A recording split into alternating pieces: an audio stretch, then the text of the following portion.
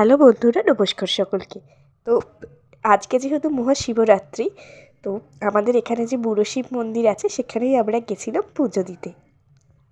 আমরা গেছিলাম প্রায় 6টা নাগাদ।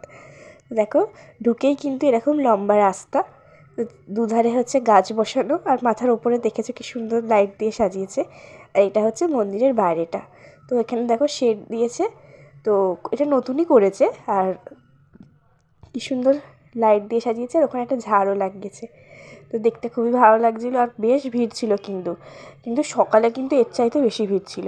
আর ওখানে দেখো হলুদ শাড়ি পরে আমার মা ওখানে বসে আছে, কারণ বেশ অনেকটাই হেঁটে যেতে হয়, আর এইসব ঝুড়ি টুড়ি দিয়ে হেঁটে গিয়ে হাঁপিয়ে গেছে, বসে পড়েছে। আমরা লাইনে দাঁড়িয়েছিলাম, আর ওখানে তুলসীতলায় প্রদীপ মোমবাতি দিয়ে দেখো ঠাকুরকেও তোমাদের দেখিয়ে দিলাম, কারণ ভেতরে কিন্তু ফোন নিয়ে ঢুকিনি, যেহেতু ভিড় ছিল তো ফোন নিয়ে এমনি ঢোকাও যেত না। আর কদিন ধরে আমার শরীরটা খুবই খারাপ, দেখো এখনও কাশি হচ্ছে, আমি ঠিক করে বলতেও পারছি না। আর মন্দিরটা ঘুরে ঘুরে প্রণাম করছিলাম। দেখো এখানে লাইন দেখা যাচ্ছে।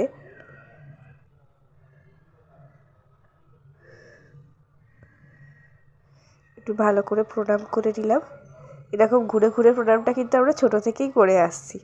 পুজো দেওয়ার পরে এরকম ঘুরে ঘুরে প্রণাম করি।